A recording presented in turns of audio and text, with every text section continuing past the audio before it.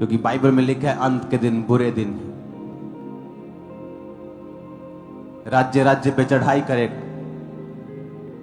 अपने हाथों को उठाकर खुदाबंद से अपने लोगों की सुरक्षा और शांति के लिए प्रार्थना करेंगे। अपने हाथों को उठाकर कि प्रभु यीशु मसीह, आपने कहा कि आप शांति के राजकुमार,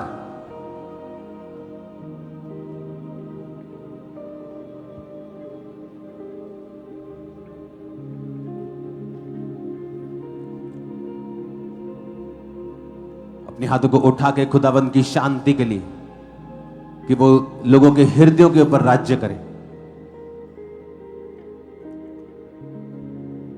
खुदाबंद का पीस लोगों के हृदय के ऊपर राज्य करे, देशों के ऊपर राज्य, देश देश के लोगों के ऊपर राज्य करे। अपने हाथों को उठाकर प्रार्थना करेंगे।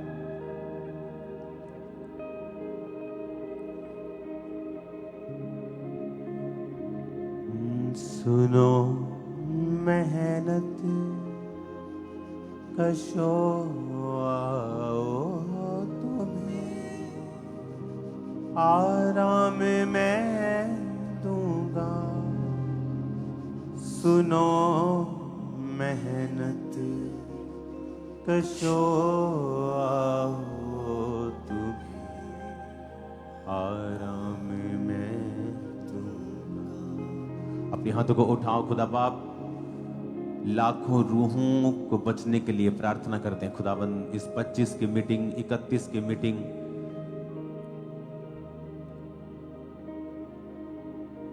लाखों लाखों रूहों को बचने के लिए प्रार्थना करते हैं। खुदाबंद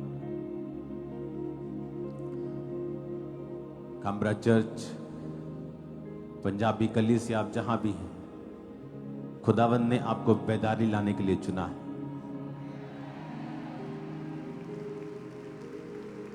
मैं फिर से कहता हूं, आप पूरी दुनिया में बेदारी को लेके आए। यूरोपियन कंट्रीज आपसे सीखेंगी और आप होंगे जो वहां आप बेदारी को लेके जाएंगे। पौलुस के बाद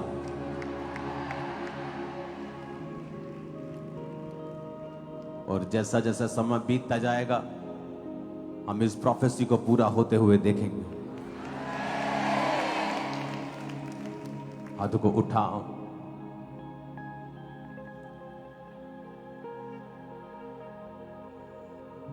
तेरी गुर्बत से वाबस्ता है अब तो जिंदगी मेरी। गुर्बत का मतलब है नजदीकी और वाबस्ता का मतलब है जुड़ी हुई, कि तेरी नजदीकी से अब मेरी जिंदगी जुड़ी हुई है। अपने हाथों को उठा के कहो फिर से, तेरी गुर्बत से वाबस्ता है अब तो जिंदगी मेरी। तेरी गुर्बत से वाबस्ता है अब तो जिंदगी मेरी। गवा लूं जिंदगी अपनी है अब मुझको। जीसस ने कहा, जो मेरे लिए अपनी जिंदगी गवाएगा वो उसे पाएगा। जो मेरे लिए रिश्तेदारों को गवाएगा वो उन्हें पाएगा। जिसने मेरे लिए अपने माता पिता, अपने खेत, अपने परिवार, अपने भाई बहन को छोड़ दिया है, वो उन्हें 100 गुना पाएगा और परलोक में अनंत जीवन को पाएगा। उसने कहा, मैं तुम्हें अकेला नहीं छोड़ूंगा, मैं तेरा दाहिना हाथ पकड़कर तेरी सहायता करूंगा। उसने कहा, मैं तेरे लिए लड़ूंगा, मैं तेरे लिए फाइट करूंगा। तू खड़े खड़े परमेश्वर के उद्धार के काम को देखेगा। उठाकर अपने हाथों को, ऐसा परमेश्वर जो आपके लिए लड़ता है कि आपको लड़ने की जरूरत नहीं पड़ती, वो जवाब देता है ऐसे शानदार, ऐसे ताकतवर कि शैतान की जड़ों को वो हिला देता है। मेरा परमेश्वर ऐसा सर्वशक्तिमान परमेश्वर है, क्यों ना हम उस पर गर्व करें, क्यों ना उसके नाम की जय जयकार करें, क्यों ना उसके नाम के झंडे को ऊंचा करें। वो सर्वशक्तिमान परमेश्वर जो हमारे लिए लड़ता है, हमारे लिए खड़ा होता है। उठाकर उस सर्वशक्तिमान परमेश्वर के लिए अपने हाथों को और कहो, पिता मैं अपना आप, अपना परिवार, अपना जीवन, अपना फाइनेंस, अपने पैसों को तेरे हाथों में सौंपता हूं, समर्पित करता हूं, सब कुछ तेरी महिमा के लिए। कहो अपने हाथों को उठा के थैंक यू जीसस बोलते हुए, ऊंची आवाज में। सुनो मेहनत कशो आओ तुम्हें, आराम मैं दूंगा। सुनो मेहनत कशो आओ तुम्हें, आराम मैं दूंगा। तेरा कहना ये जीने के लिए वाहिद सहारा। वाहिद का मतलब है अकेला। ये खुदावंद मेरा और आपका सहारा है, और वो एकमात्र काफी है आपकी जिंदगी को कामयाब करने के लिए, आपको सुरक्षित रखने के लिए। जीसस क्राइस्ट हमारे लिए मारे गए, हमारे लिए गाड़े गए, और तीसरे दिन मुर्दों में से जी उठे। और थैंक्स करो आज कि खुदाबंद का सुसमाचार सब जगह पर पहुंच चुका है। चर्च के लिए ये आनंद की बात होनी चाहिए, पार्टी करने वाला काम होना चाहिए कि खुदाबंद की गॉस्पल आज कोने कोने तक पहुंच रही है, हर जगह पहुंच रही है। आज मैं थोड़ा रंग बिरंगा कुर्ता पहन के आया हूं, क्योंकि मैं आपके साथ आज आनंद मनाना चाहता हूं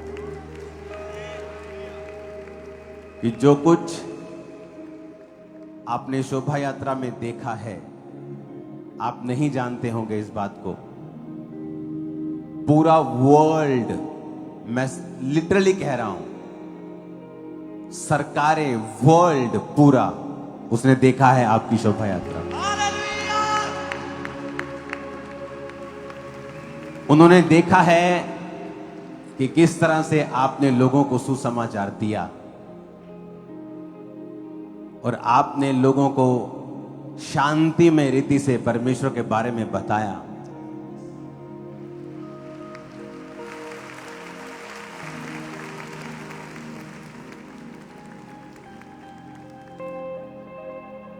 मेरे बेडरूम में अभी तक वो लाइव रिपीट चलता है शोभा यात्रा का।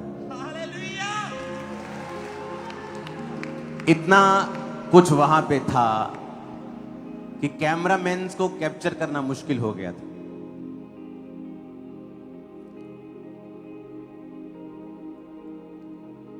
जलंधर की सारी स्टेजें, सारे कैमरास खत्म हो गए थे आई थिंक उस दिन। सिर्फ हमारे कैमरामैन नहीं थे, इस चर्च में आई थिंक 20-25 कैमरास लगते होंगे। ये तो कुछ भी नहीं है, अपने इंडिविजुअल कैमरामैन हर स्टेज ने लिए थे। लेकिन इतना ज्यादा वो झांकियां, इतना ज्यादा वो स्टेजेस और इतना ब्यूटीफुल वो सब कुछ था, तब भी पूरा कैप्चर नहीं कर पाए। और लोग पूरे वर्ल्ड से, आप जहां सूर्य उगता है वहां से लेके जहां सूर्य छिपता है वहां से लेके सब जगह से मैसेज आए।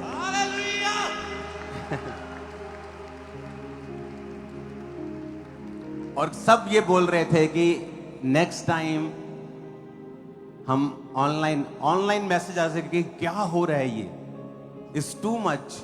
मैंने कहा जो तुम ऑनलाइन देख रहे हो ना 5% भी नहीं है, यहां आके देखो, मजा आ जाएगा तुम्हें। तो नेक्स्ट टाइम मुझे बहुत लोगों के मैसेज आए कि नेक्स्ट टाइम हम इसे फॉरेन से लाइव नहीं देखेंगे, हम वहां आएंगे।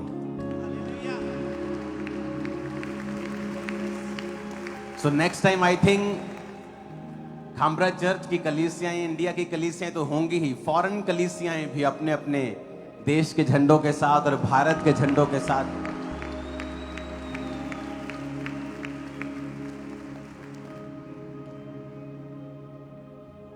एक देश की तरक्की, एक इंसान की तरक्की, एक स्टेट की तरक्की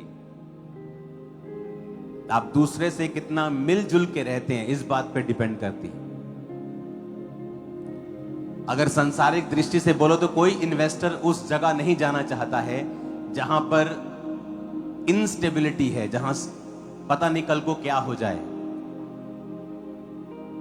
आज हर व्यक्ति दुबई जाना चाहता है, वहां इन्वेस्ट करना चाहता है क्योंकि वहां स्टेबिलिटी फील होती है। और मेरा बिलीव है जब आप लोग फॉरेन से, सब जगहों से, भारत से आकर एक जगह इकट्ठे होकर आप एक मैसेज देते हैं कि वी ऑल आर वन, हम स्टेबल हैं, हम एक हैं, हम ब्लेस्ड हैं,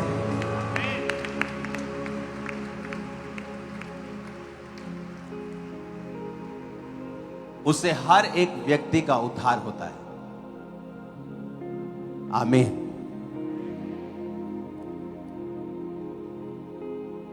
जो हुआ उसका नशा अब तक दिमागों में चढ़ा हुआ है।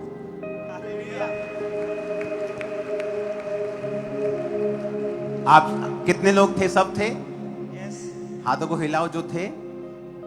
ऑलमोस्ट सभी थे। हाँ, लग रहा था वहां कोई वैसा, सब थे वहां पे, सब थे। पुराने चेहरे मैंने देखे, 15 साल पहले पुरानी कलीसिया, 18 साल पुरानी कलीसिया, सब। अब चर्च इतनी लंबी और बड़ी है कि कोई कहां बैठा है, कोई ओवरफ्लो में बैठा है, कोई उधर बैठा है, उधर बैठा है, मिल नहीं पाते। जैसे आप लोगों के लिए एक सिस्टम बनाया गया है कि मंगलवार को काउंसलिंग होती है, जो आजकल नहीं हो पा रही है शोभा यात्रा की वजह से, मीटिंग्स की वजह से, लेकिन नए साल में ये ओपन हो जाएगी। तो आपके लिए एक सिस्टम है कि आप लोग मुझे मिल सकते हैं, आपका अपना केस आप काउंसलिंग टीम को बताते हैं।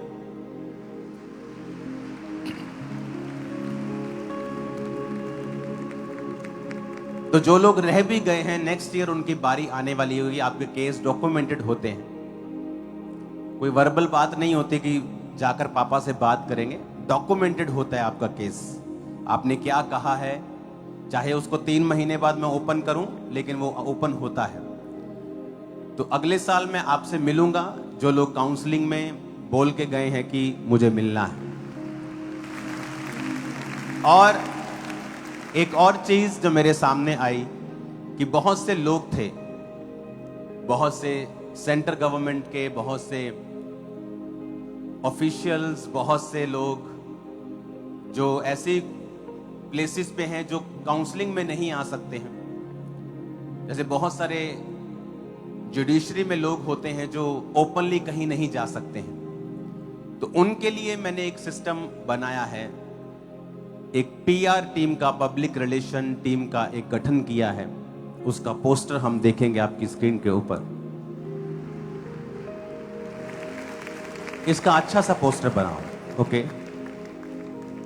ये पोस्टर नहीं है, इसका अच्छा सा एक पोस्टर बनाओ। और ईमेल कहां पे है?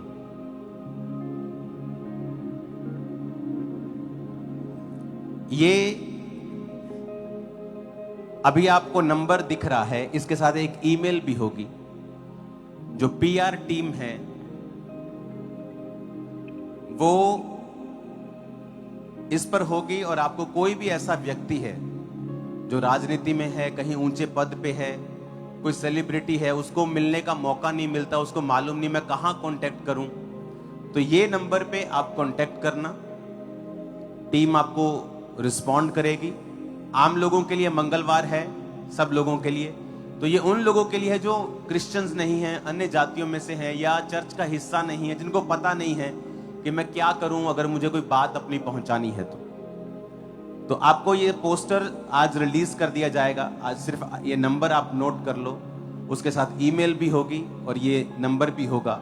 तो ये नंबर उन लोगों के लिए है। बहुत से बिलीवर्स होते हैं जो मैसेज करते हैं कि मेरे मोहल्ले में एक जज साहब हैं, या मेरे मोहल्ले में एक पुलिस ऑफिसर हैं, वो आपसे मिलना चाहते हैं, लेकिन मैं किससे बात करूं? मेरे लिए तो सिस्टम है, लेकिन उनके लिए सिस्टम नहीं है, वो काउंसलिंग में कैसे जाएंगे? तो ये सिस्टम आप लोगों के लिए होगा, उन लोगों के लिए जो मिलना चाहते हैं। तो आज इसका पोस्टर आप बना के इसको रिलीज कर दो। कौन है अंदर आज स्विचर के ऊपर? थोड़ा आदमी बन के काम करना। हालेलुया।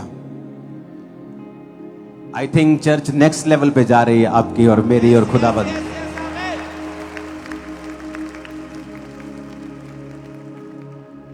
क्योंकि पिछले दिनों में बहुत से लोग जो सेंट्रल गवर्नमेंट में बहुत पोजीशंस पे हैं, जो और भी बड़ी लोग हैं, जो उन्होंने फिर मुझसे मिले और मुझे बताया कि बहुत महीनों से, बहुत सालों से हम आपसे मिलना चाहते, लेकिन मैसेज पहुंचाया आप तक पहुंचा नहीं। हमने इसको बोला, उसको बोला, टीम को बोला। तो कई बार ह्यूमन एरर्स की वजह से ऐसी चीजें होती हैं। तो एक सिस्टम ही बना दिया कि अगर आपको मिलना है तो ये पीआर टीम है जिसका काम सिर्फ अन्य जाति लोगों जो पोजीशंस पे हैं उनको मिलवाना है, उनके साथ सेटिंग करना है। अगर आपको चर्च विजिट करना है तो वो आपकी हेल्प करेंगे आपको बैठने के लिए।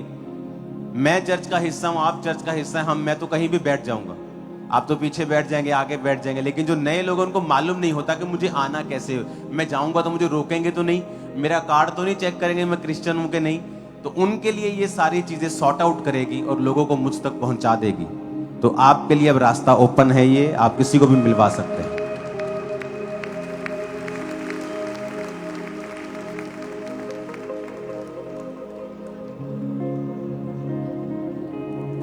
इसकी ईमेल हटा दो, दोबारा से बनाएंगे ईमेल। सिर्फ आज नंबर लॉन्च करो और ईमेल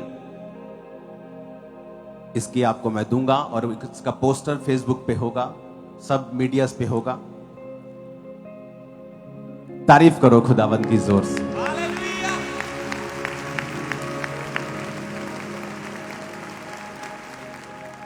अपने हाथों को उठाओ। जो ब्लेसिंग परमेश्वर ने हमें कुछ हफ्तों में, लास्ट हफ्तों में दी है, अपने घुटनों पर आकर अपने हाथों को उठाकर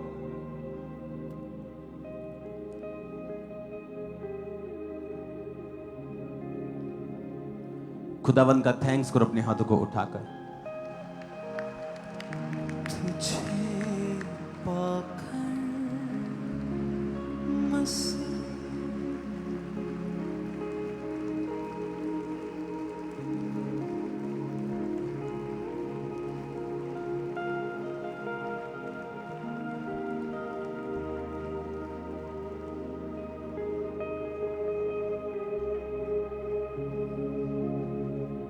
अपने हाथों को उठाकर परमेश्वर का थैंक्स करते हुए, थैंक यू लॉर्ड, तेरी ब्लेसिंग के लिए खुदावंद तेरा शुक्र करते हैं मेरे पिता, तेरी सब आशीषों के लिए, तेरी सुरक्षा के लिए। प्रभु यीशु मसीह के पवित्र नाम में हम मांगते हैं। अपनी बाइबल को उठाओ और कहो, आज जो कुछ मैं सुनूंगा मैं फलों को लेके आऊंगा। ऊंची आवाज में बात करो परमेश्वर से।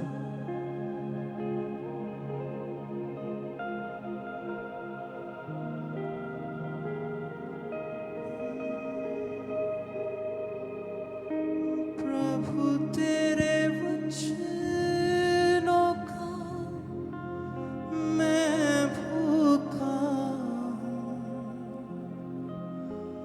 अपने हाथों को उठा के कहो, खुदा बाप मुझे गॉस्पल के लिए, सुसमाचार को फैलाने के लिए इस्तेमाल कर, जैसा तूने पहले कभी मुझे इस्तेमाल नहीं किया। आज के बाद मुझे वैसा इस्तेमाल कर। फिर से कहो, आज के बाद मुझे ऐसा इस्तेमाल कर जैसा मुझे पहले कभी नहीं किया। प्रभु यीशु मसीह के पवित्र और सामर्थी नाम में हम मांगते हैं। अपनी बाइबल को खोलेंगे। पवित्र वचन अगर आपने नहीं समझा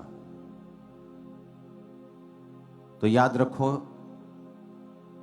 आपके पर्सनल एक्सपीरियंस वो हीलिंग हो सकता है, आत्मा पाना हो सकता है, डिलीवरेंस हो सकता है, दर्शन हो सकता है, सपना हो सकता है, कोई इनकाउंटर हो सकता है परमेश्वर के साथ।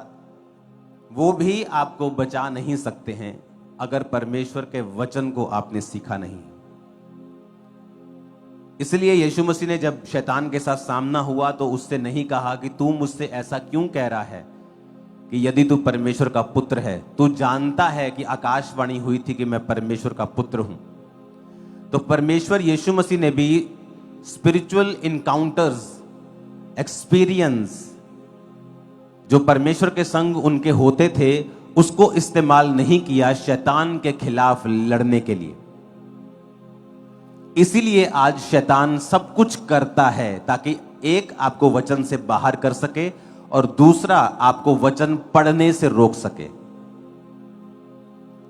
आप क्रिश्चियन हैं, आप सिर्फ प्रार्थना करते हैं, वचन नहीं पढ़ते हैं, आप कभी भी अपनी लाइफ में स्टेबिलिटी को नहीं देख पाते हैं। आप प्रेयर भी करेंगे, गलतियां भी करेंगे, आप प्रेयर भी करेंगे और आपको अलग अलग तरह की बेचैनी भी होगी और आप सोचेंगे कि मैं प्रार्थना तो करता हूं लेकिन मुझे ये बेचैनी क्यों है? क्योंकि वचन ना पढ़ने के कारण आपकी जो सोल है, आपकी जो स्पिरिट है, वो भूखी रहती है, वो स्टार्व करती है, वो कमजोर होती है।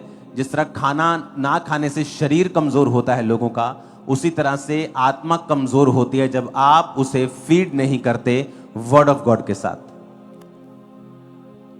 एक गाड़ी में ऑयल होता है, तेल होता है, डीजल होता है, पेट्रोल होता है, इलेक्ट्रिसिटी होती है जो गाड़ी को चलाती है, लेकिन उसमें एक मोबिलाइल भी होता है, इंजन ऑयल होता है जो उसको ठंडा रखता है।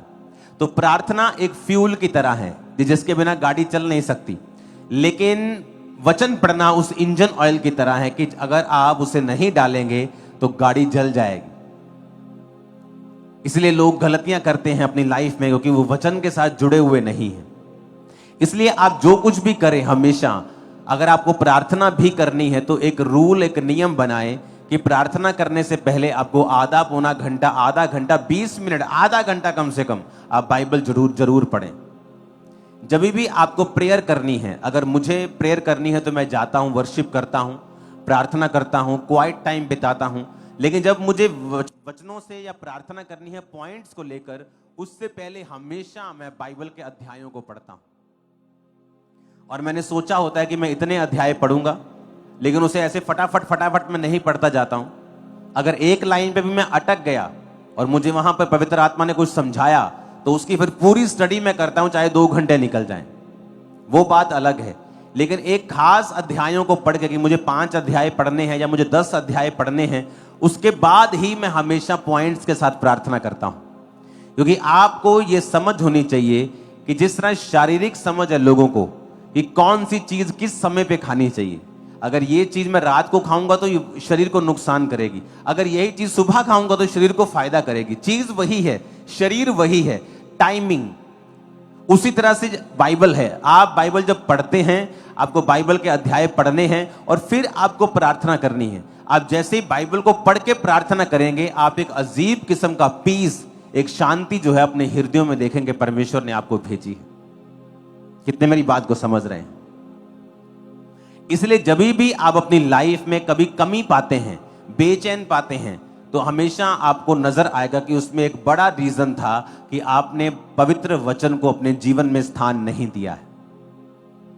इमेजिन करो आप कैंसर से चंगे हुए हैं, तब भी शैतान ने आपको हरा दिया। कैसे? क्योंकि आपको वचन नहीं पता। उसने आपको इमोशनल कर दिया, उसने आपको चीजों में उलझा दिया और आपको वर्ड ऑफ गॉड जो है वो नहीं पता। और जैसे ही आप वर्ड ऑफ गॉड में घुसते हैं, लागोस जिसे बोलते हैं, लेगोस, लिखा हुआ वचन, शैतान हमेशा लिखे हुए वचन से हारता है। एक होता है रेमा वचन, जो परमेश्वर खास किसी टाइम पर आपके जीवन के लिए बोलता है। वो शैतान को हराने के लिए नहीं होता, वो परमेश्वर ने आपको किसी डिलीवरेंस के लिए, कोई हीलिंग के लिए, किसी मिशन को देने के लिए, आपकी लाइफ में कुछ करने के लिए वो आपको देता है। जिस तरह पतरस को परमेश्वर ने कहा, पतरस ने कहा प्रभु अगर तू ही पानी पे चल रहा है तो मुझे आज्ञा दे। तो परमेश्वर ने कहा हाँ पतरस आ जा, ये कौन लड़का घूम रहा है बीच में और तेज तेज चल रहा है, इसको रोको प्लीज, बिना चले फिरे। हालेलुया। आपको ये बात समझ आनी चाहिए कि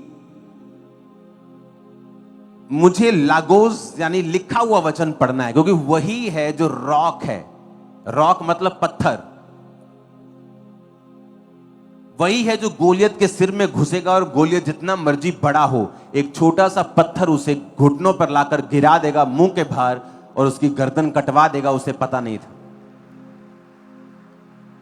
जब दाऊद गोलियत को मार रहा था तो गोलियत बहुत बड़ा योद्धा था, लेकिन दाऊद ने लिखा पत्थरों को छांटा और जब गोफन से चला के मारा तो गोलियत को 1 सेकंड लगा मरने के लिए। आपको कई बार लगता है ओ शैतान देखो ये बड़े बड़े जबरदस्त हैं जी, ये तो एक पत्थर की मार है। वो वचन में घुस जाओ, आपके कदमों के नीचे गोलियत होगा।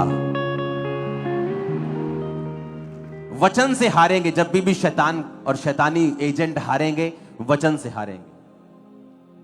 ये टाइम है वर्ड ऑफ गॉड में जाने का, पूरी तरह से अपने पवित्र वचन को पढ़ने का। ये आपका डिफेंस है, ये मेरा डिफेंस है। गोलियत हंसा, कहता तू क्या कर लेगा, तुझे दिखता नहीं मैं कितना बड़ा योद्धा हूं। उसने कहा तू अपनी तलवार के बल से मेरे पास आया, भाले के बल से आया है, लेकिन मैं तलवारों और भालों के बल से नहीं चलने वाला, मैं यहोवा के नाम से तेरे सामने आता हूं।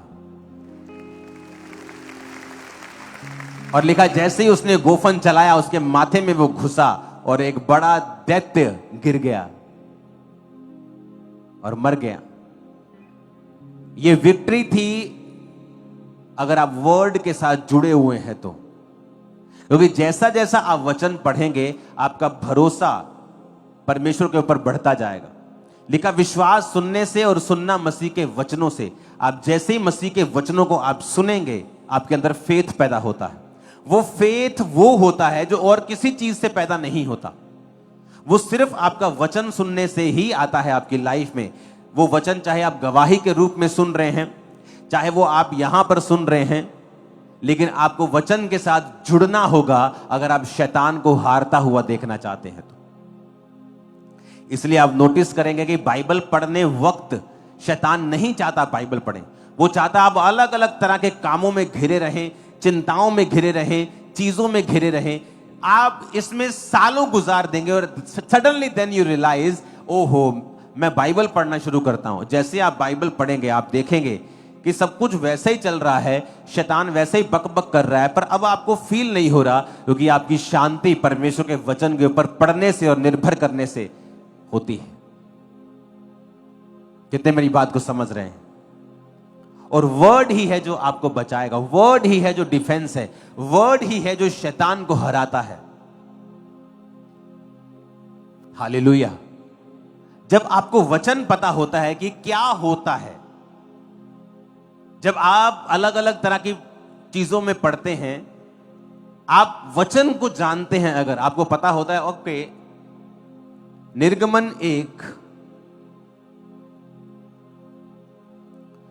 उसकी 7 आयत में लिखा है, परंतु इज़राइल की संतान फूलने फलने लगी और वे लोग अत्यंत सामर्थी बनते चले गए और इतना बढ़ गए कि सारा देश उनसे भर गया।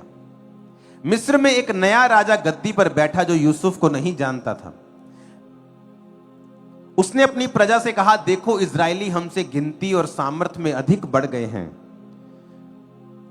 इसलिए आओ हम उनके साथ बुद्धिमानी से बर्ताव करें, कहीं ऐसा ना हो कि वो बहुत बढ़ जाएं और अगर लड़ाई का समय आ जाए तो हमारे बैरियों के साथ मिलकर हमसे लड़ें और हम इस देश से निकल जाएं।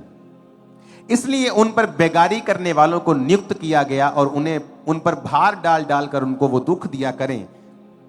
उन्होंने फिरौन के लिए पितोम और रामसेस नामक भंडार वाले नगरों को बनाया। ऊंची आवाज में कहो हालेलुया।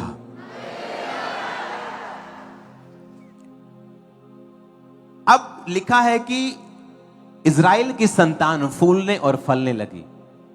आज जो आप देश सुनते हो इज़राइल, एक्चुअल में वो देश का नाम नहीं है, याकूब का नाम है इज़राइल। जब याकूब ने प्रार्थना की थी और परमेश्वर ने उसके नाम को चेंज कर दिया था कि आज से तेरा नाम याकूब नहीं होगा, आज से तेरा नाम इज़राइल होगा। तो इज़राइल जिस देश को आप सुनते हो, एक्चुअल में वो याकूब का नाम था, जिससे सारे 12 गोत्र निकले थे। यीशु मसीह का गोत्र यहूदा वहां से निकला। लेवी लोग जो सेवा करते थे, याजक थे, वो भी उस गोत्र से निकले। रूबेन जिसने अपराध किया, जिसने व्यभिचार किया और उसे नीचा किया गया, वो भी उसी गोत्र में से निकला। ऐसे 12 गोत्र एप्रेम और मनश्शे जो यूसुफ की संतान थे, यूसुफ को उसमें नहीं शामिल किया गया, बल्कि उसके 2 बच्चों को भी उन गोत्रों में शामिल कर लिया गया। तो आप जो इज़राइल पढ़ते हैं वो एक्चुअल में याकूब का नाम था।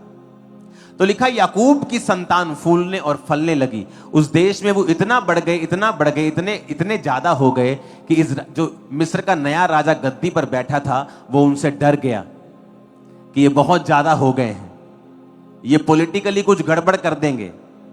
तो मुझे अपना राज्य बचाने के लिए लिखा वो उन पर बेकारी करने वाले, यानी जो काम करने वाले थे, उनको दुख देने लगे। उनको भांति भांति का काम दिया गया, मिट्टी का, गारे का, ईंटें बनाने का, जो सबसे मुश्किल काम था वो इजरायलियों को दिया गया। ये सोचकर कि अब हम इनको दुख देंगे और इनको सप्रेस करेंगे, इनको दुखी करेंगे, इनको लेबर में इतना डाल देंगे कि इनकी जाति खत्म हो जाएगी। क्योंकि इनको लेबर इतनी मिट्टी में इनको काम करवाएंगे कि 50-60 साल में इनके फेफड़े खराब हो जाएंगे। इतना मिट्टी का काम कराएंगे कि पेट ही खराब हो जाएगा इनका, मर जाएंगे अपने आप, और 50-50, 40-40 साल में इनको मार देंगे और उसके बाद फिर हमारा राज्य स्थापित हो जाएगा। पर हुआ क्या? 14 आयत में लिखा, उनके जीवन को गारे, ईंट, खेती के भांति भांति के काम की कठिन सेवा से दुखी कर दिया। जिस किसी काम में वो उनसे सेवा करवाते थे, कठोरता का व्यवहार करते थे। हालेलुया। और 12 आयत पढ़ेंगे अब। लिखा, ज्यों ज्यों वो उनको दुख देते गए, त्यों त्यों वो बढ़ते और फैलते गए। ताकत के साथ हालेलुया बोल दो जरा। 12 आयत को फिर पढ़ेंगे हम। 1 2 3 बोलने पर सब कलीसिया मिलके ऊंची आवाज में डिक्लेयर करेगी। बोलो 1 2 3।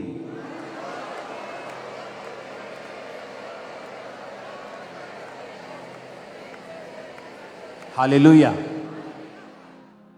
क्या लिखा वचन में?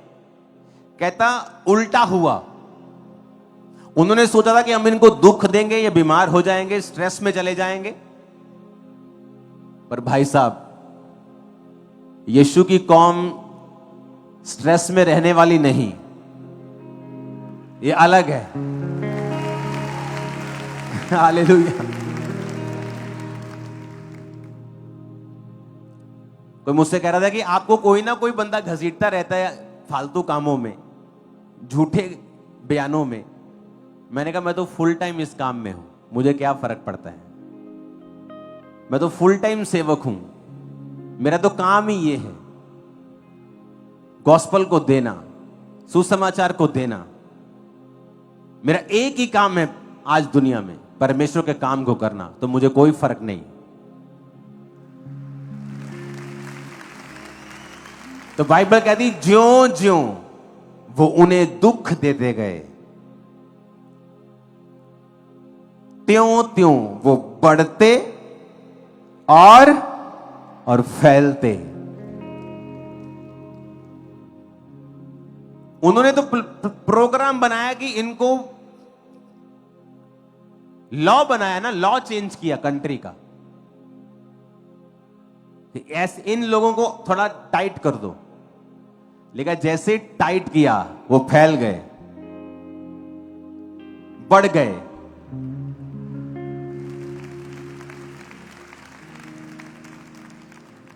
और अब आगे आगे देखो कितने लॉ चेंज किए गए कि लड़का हो तो इनका मार देना, लड़की जीवित रख लेना। तब भी परमेश्वर उनको बचाता गया। फिर मूसा पैदा हुआ। जब मूसा पैदा हुआ तो जब उसकी मां उसको छुपा ना सके कि लड़का पैदा हुआ है और अब उसे कोई ना कोई आकर मार देगा। इमेजिन करो, अब राजे ने यह कह दिया था प्रजा को, उसने कहा मेरे ऑफिशियल्स काम नहीं करेंगे, फुल प्रजा को बोल दिया कि जब भी तुम किसी इब्री का बालक देखो उसे मार दो, मैं तुम्हें बचा लूंगा। कत्ल करने का फरमान जारी हो गया आम पब्लिक को। इमेजिन करो उस टाइम उन लोगों की हालत क्या रही होगी कि ये यहोवा को मानने वाले लोगों के घर में जब बेटा हो तो मैं अपनी प्रजा को आज्ञा देता हूं, लाखों लोगों को, कि तुम्हें जहां भी इब्री बालक मिले उसका कत्ल कर दो। मैं तुम्हें ऑथराइज्ड करता हूं कत्ल करने के लिए। राजे का हुक्म देखो। और फिर भी जब मूसा पैदा हुआ, वचन कहता है, और वचन कहता है उसकी मां और उसके पिता लेवी घराने से थे। Right lady and right man, सही आदमी और सही औरत दोनों की शादी होती है। और जब सही कुछ होगा तो लिखा परमेश्वर ने उनको मूसा दिया। जब मूसा आया तो उस जब बालक छुपा ना पाई वो, तो उसने सोचा कि कोई इसको मार दे, इससे अच्छा है कि मैं अपने हाथों से इसे जल प्रवाह कर दूं। तो टोकरी बना के उस पर मिट्टी लगा के वाटरप्रूफ करके उस टोकरी को उसने नील नदी में छोड़ दिया। जब नील नदी में छोड़ा तो राजकुमारी नील नदी में नहाने के लिए आई। जबकि अगर आप मिस्र की हिस्ट्री पढ़ें तो राजकुमारियां नदियों पर नहीं नहाती थी। उनके लिए महलों के अंदर स्पेशल पॉन्ड होते थे जहां पर वो नहाती थी। राजकुमारियों को नदियों में नहाने की आज्ञा नहीं थी। पर उस समय वो सारा इंसिडेंट परमेश्वर की ओर से ठहराया गया था कि जैसे ही उधर से उसने अपना बच्चा नदी में छोड़ा और उसकी बहन जो थी मूसा की, वो उस पानी को बहते हुए, उस बच्चे को बहते हुए दूर दूर देखती गई कहां तक जाता है, कहां तक जाता है। तो उसको दिखा कि राजकुमारी ने उस बच्चे को पकड़ लिया, उस टोकरी को, कहा कि टोकरी आ रही है। उसकी सहेलियों ने पकड़ा और खोला तो रोता हुआ इब्री बालक था। जब वो रो रहा था तो उसको तरस आ गया, और वो लड़की वही थी, मूसा की बहन। और उसने कहा कि ये बहुत रो रहा है, अगर तू चाहती है तो मैं किसी इब्री जनानी नु फड़ लिया, वहां दूध पिया देवे। कहती जब पकड़ लिया तो वो उसी की मां को ले आई। और सुनो, उसी की मां को वो ले आई और उसकी मां को वो कहती, वो रानी की, जा और इसको दूध पिला, जब बड़ा हो जाएगा तो मुझे दे देना।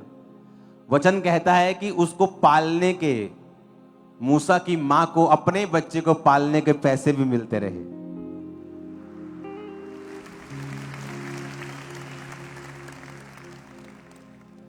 इमेजिन करो परमेश्वर किस तरह से सारी घटनाओं को करता था। मैं आपको बताता हूं, खुदाबंद आपके साथ खड़ा है। मैं आपको बता रहा हूं। अब मैं सारी घटनाएं आपको नहीं बता सकता वो कैसे खड़ा है, लेकिन वो ऐसे खड़ा है ना, आप सोच भी नहीं सकते। जबरदस्त, पक्की यारी है, पक्की।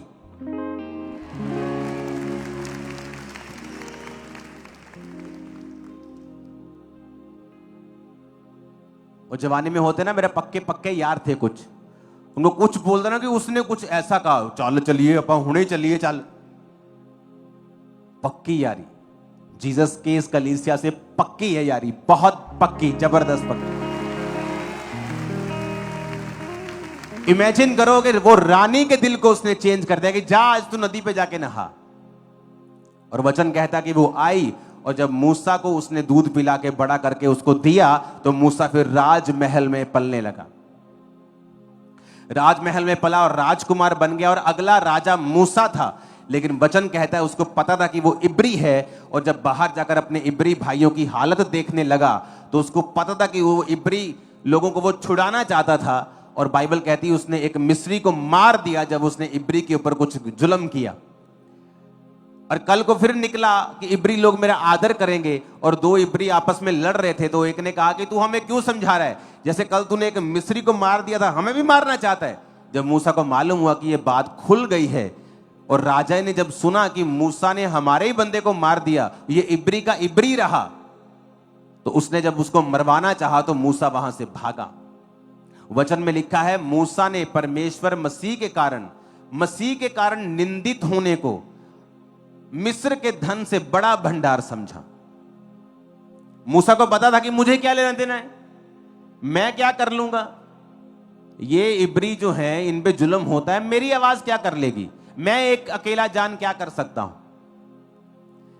मेरा कंफर्टेबल मेरी लाइफ है, मेरे पांव के नीचे सोने चांदी के जूतियां हैं, कपड़ों में सोने चांदी है, मेरे बर्तन सोने चांदी के हैं, मैं क्या एफर्ट करूंगा। आज बहुत से मसीह लोग हैं जो बड़ी हाई पोजीशंस के ऊपर हैं, लेकिन आपको दुख होगा जब आप उनकी टेस्टिमनी को सुनेंगे। दुख होगा आपको कि वो परमेश्वर के लिए कभी आपको खड़े नजर नहीं आएंगे। किसी को अपने बिजनेस का डर है, किसी को अपनी जॉब का, अपनी पोजीशन का, अपने नाम का डर है, क्योंकि प्रभु ने उनको बहुत बढ़ाया है। लेकिन अंत के दिनों में जब उनसे पूछा जाएगा तो शर्मिंदगी उनका हिस्सा होगी, क्योंकि ये क्षण भर का जीवन जो धरती पे वो बिता रहे हैं, उन्हें पता है एक दिन वो खत्म हो जाएगा। आज से 20 साल पहले की बात कैसे लगती है? ऐसे लगता है जैसे कल ही था। ऐसे लगता है कि नहीं लगता? मुझे स्कूल छोड़े 20 साल हो गए, मुझे आज भी ऐसा लगता है कि कल की बात थी। जैसे ये 20 से भी ज्यादा साल हो गए, जैसे कल की बात थी। झट 20-25 साल बीत गए, झट 20-25-50 और बीत जाएंगे, पता ही नहीं चलेगा। लेकिन वो जो ऊपर जीने वाले हैं हजारों साल, लाखों साल, करोड़ों साल, अनंत जीवन, वहां मालूम होगा, वहां या तो प्राउड रहेगा कि मैं काम करके आया हूं खुदा का, या शर्मिंदगी रहेगी कि मैंने गलत काम किए, और वो कभी खत्म नहीं होगी। कितना डेंजरस चीज है ये। अब यहां पर मूसा ने प्राइस पे किया, एक पदवी त्याग दी और वचन के लिए काम किया। मिधान देश में परदेशी होने के लिए गया, 40 साल वहां भेड़ बकरियों को चराया।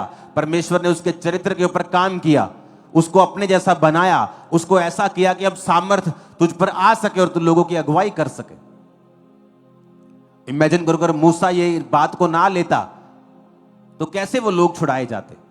पौलुस की अगर आप बात को पढ़ेंगे, पहला कुरिन्थिया 4 उसकी 9 से 16 आयत, तो कहता मेरी समझ में परमेश्वर ने हम प्रेरितों को सबके बाद उन लोगों के समान ठहराया है कि जिन पर मृत्यु की आज्ञा हो चुकी हो, क्योंकि हम जगत और स्वर्गदूत और मनुष्यों के लिए एक तमाशा ठहरे हैं। हम मसीह के लिए मूर्ख हैं परंतु तुम मसीह में बुद्धिमान हो। हम निर्बल हैं, तुम बलवान हो। तुम आदर पाते हो, हम निरादर होते हैं। हम इस घड़ी तक भूखे प्यासे नंगे हैं और घूसे खाते और मारे मारे फिरते हैं। अपने ही हाथों से काम करके हम परिश्रम करते हैं। लोग हमें बुरा कहते हैं, हम आशीष देते हैं। वो सताते हैं, हम सहते हैं। वो बदनाम करते हैं, हम विनती करते हैं।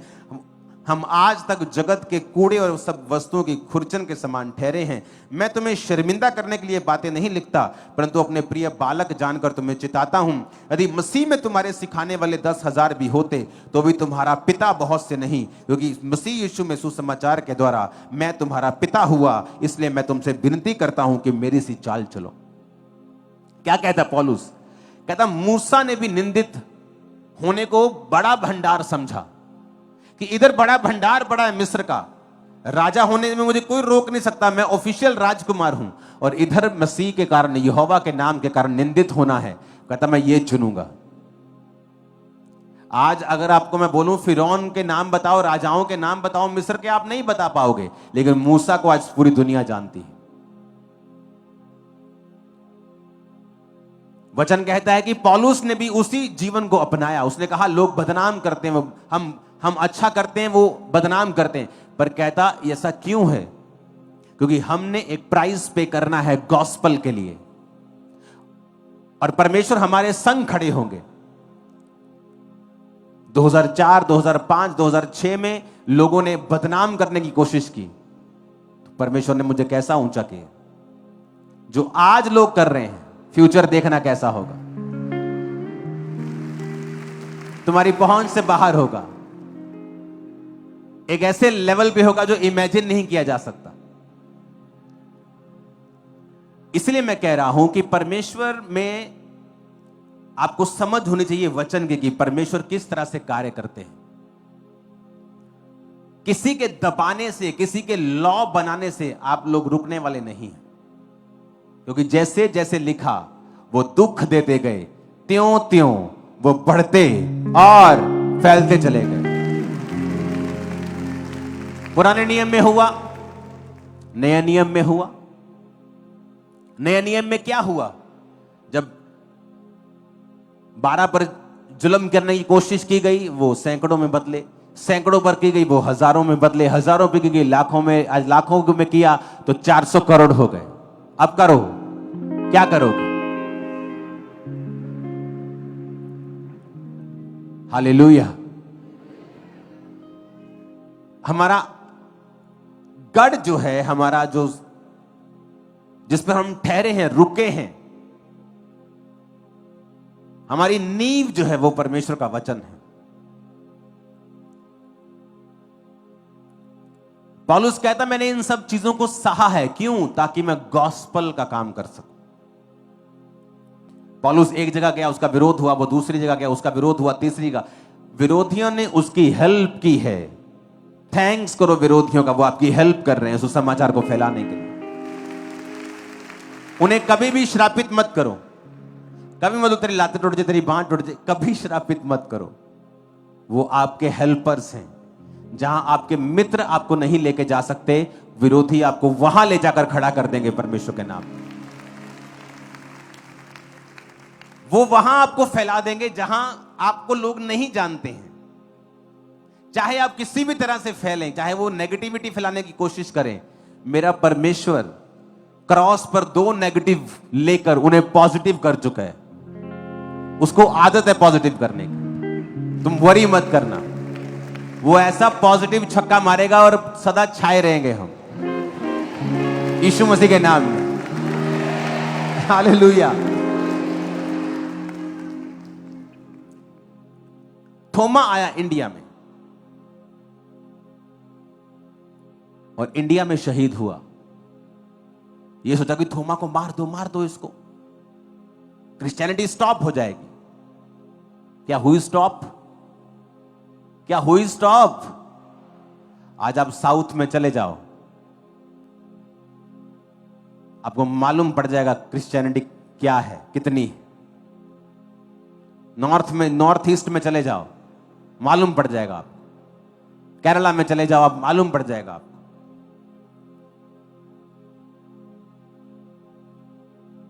क्रिश्चियनिटी की एक खूबी है, जब एक क्रिश्चियन कट्टर होता है,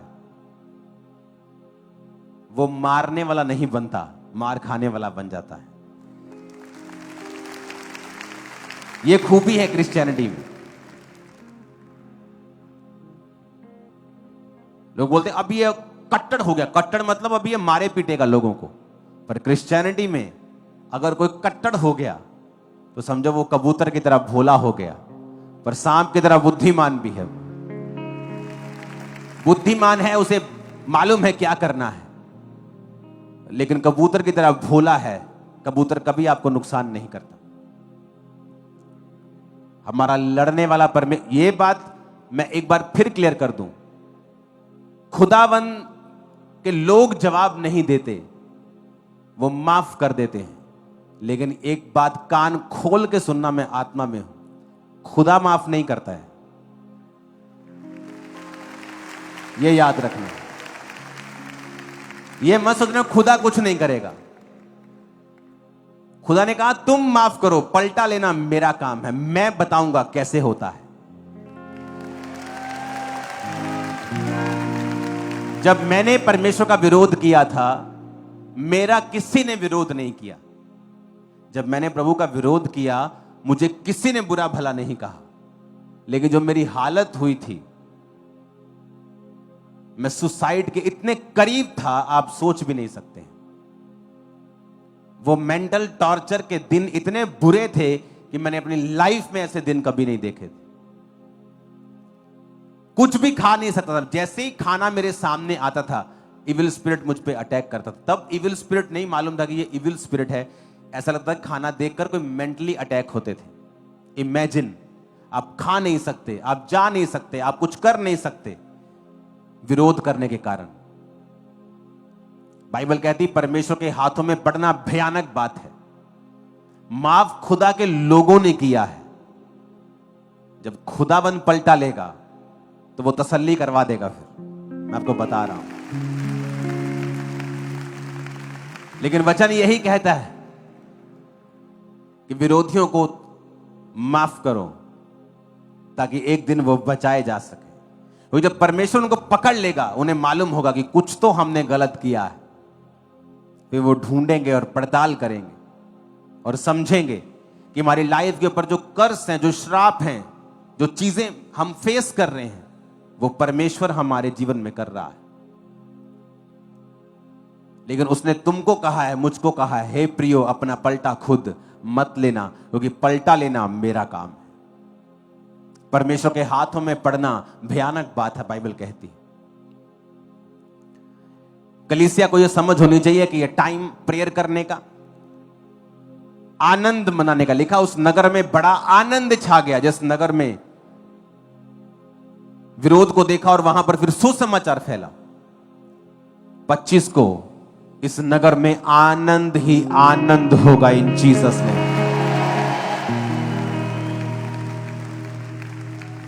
सूट्स वाले है कि नहीं? इधरों आइया आवाजा, बंदियां नो कोई आवाज नहीं है। बंदियां नु पता कोई नहीं, बुधवार जावांगे कोट पैंट ले आना आप मार्केट चो एक। भैणा मेरिया तो हो गया महीना ही, केड़ा सूट पावा। दर्जी बेचारा दुखी हो जाता तेरे तो है क्रिसमस से लाके। तैयार है सूट सारे सोने सोने पे हैं। हालेलुया। बंदियां नु जो मर्जी दे दो ही पा लेना, कोई नहीं। इतना आनंद होगा 25 को। एक और बात 25 के लिए आज मैं इसीलिए आया हूं आपके बीच। 24 नाइट को चर्च में बहुत शोर करते हो आप लोग, ऐसा मत करना इस बार। अगर इस हॉल को ओपन किया गया 24 नाइट में, तो ही आप इस हॉल के अंदर आएंगे। आप चर्च के बाहर अंदर कोई हुड़दंग नहीं मचाएंगे, क्योंकि जब आप हुड़दंग करेंगे, कोई ना कोई किसी के साथ चीज होगी, फाइट होगी, तो मैं नहीं चाहता आप चर्च में ऐसा करें कुछ। अगर आपको 24 नाइट को कुछ करना ही है, तो आपको प्रार्थना करनी है, बैठना है परमेश्वर की प्रेजेंस में, कि 25 को आप मीटिंग को अटेंड करें और खुदावंद सुसमाचार के जरिए आपसे बात करें। आप नाचें, झूमें, आनंद मनाएं, सब करेंगे 25 को।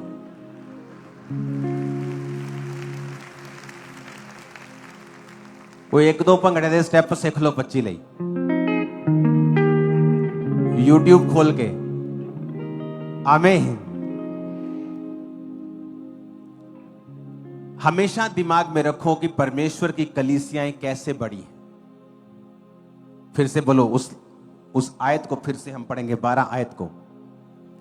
1 2 3 सब पढ़ो।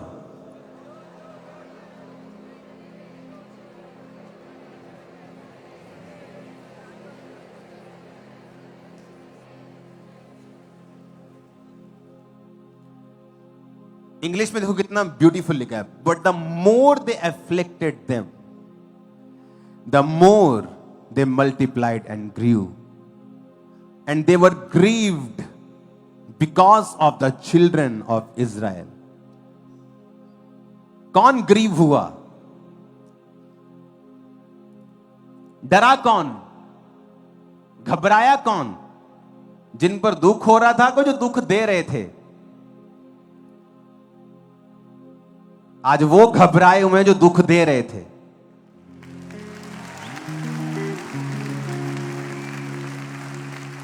वचन पूरा हुआ कि नहीं हुआ? है कि नहीं जिंदा परमेश्वर हमारा? देखो लिखा है, पर ज्यों ज्यों वो उनको दुख देते गए, त्यों त्यों वो बढ़ते और फैलते चले गए। इसलिए वो इजरायलियों से अत्यंत डर गए। The more they afflicted them, the more they multiplied and grew, and they were grieved. Grieved. कौन grieved थे? इजरायली नहीं, दुख देने वाले कहते डर गए। इजरायली फैल गए, इजरायली ग्रो कर गए, वो बढ़ गए, और जो दुख दे रहे थे वो डर गए, वो घबरा गए।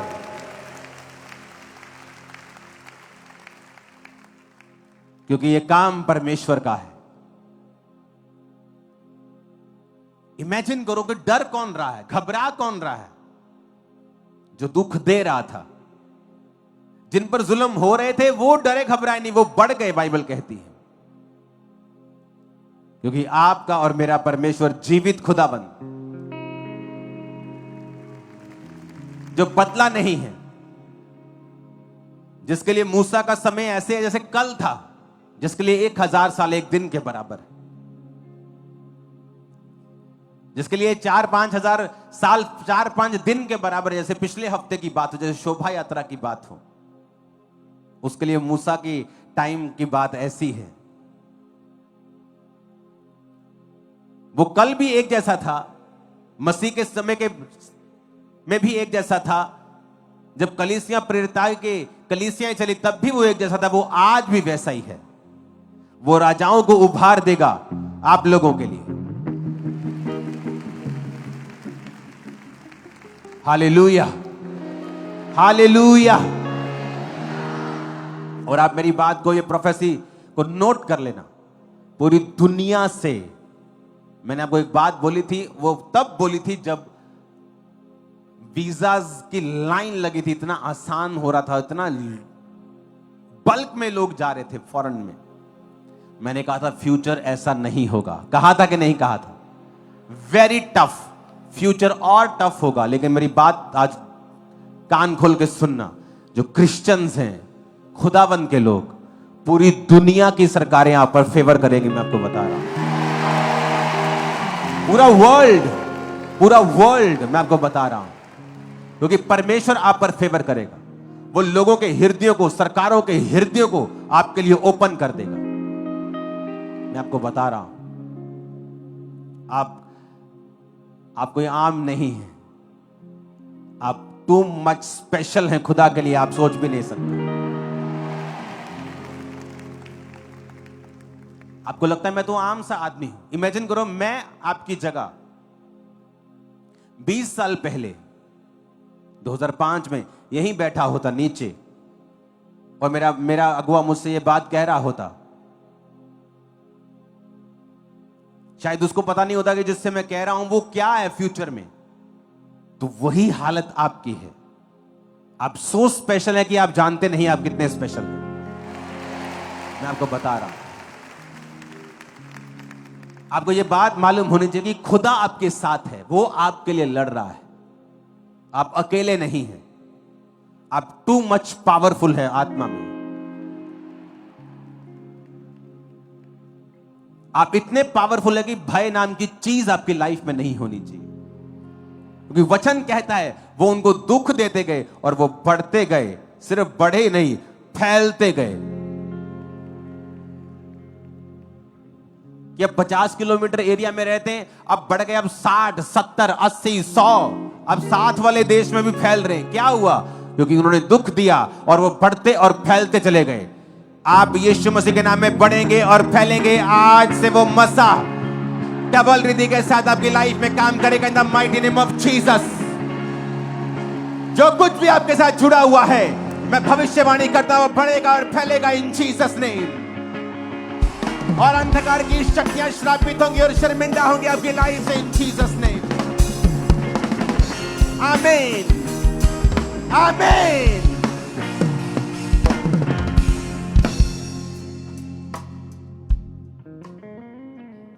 अपने हाथों को उठाओ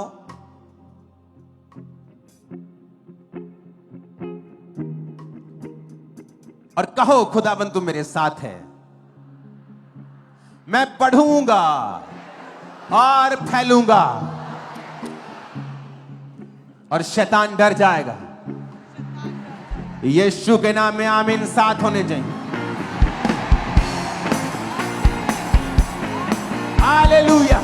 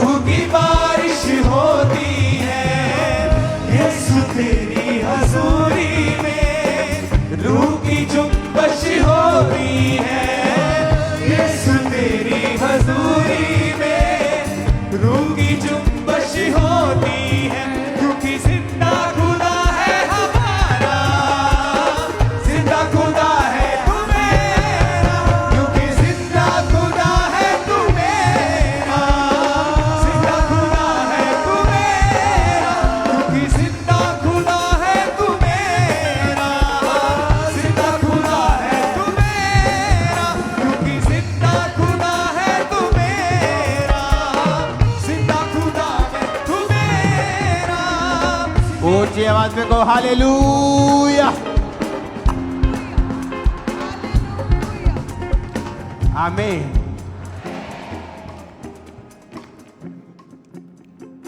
इब्रानी भाषा की बाइबल में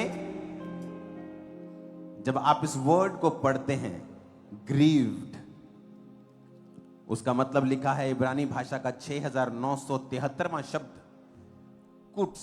अपने पड़ोसी को बोलो कुट्स। आप जानते हैं इसका मतलब क्या है? इसका मतलब है डिस्ट्रेस्ड, एंजाइटी होना,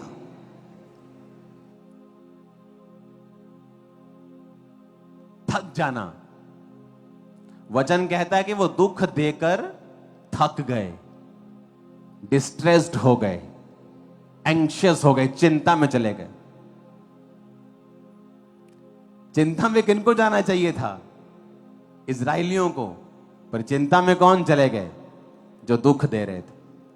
यह है आपका मेरा परमेश्वर। Yes hallelujah.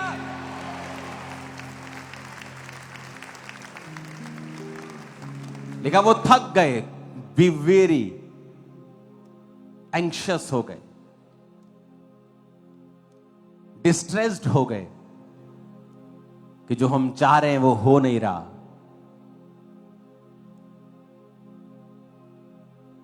क्योंकि जो कलीसियाएं खुदा खड़ी करता है वो मरती नहीं।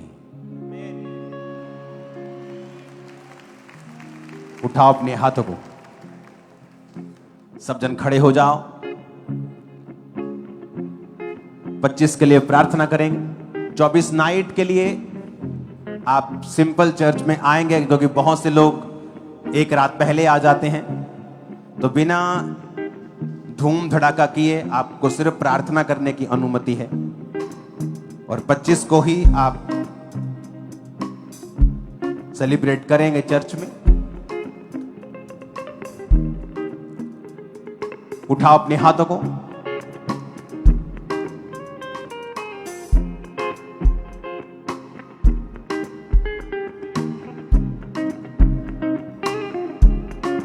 Thank you Jesus.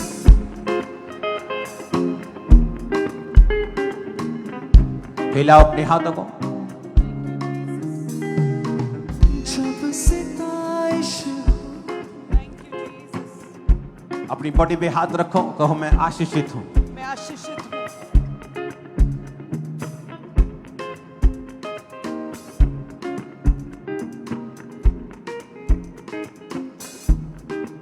डिक्लेयर करो खुदा के वर्ड को। मैं आशीषित हूँ कहे। जितने भी ले हैंड हैं वो 25 और 31 के बाद होंगे।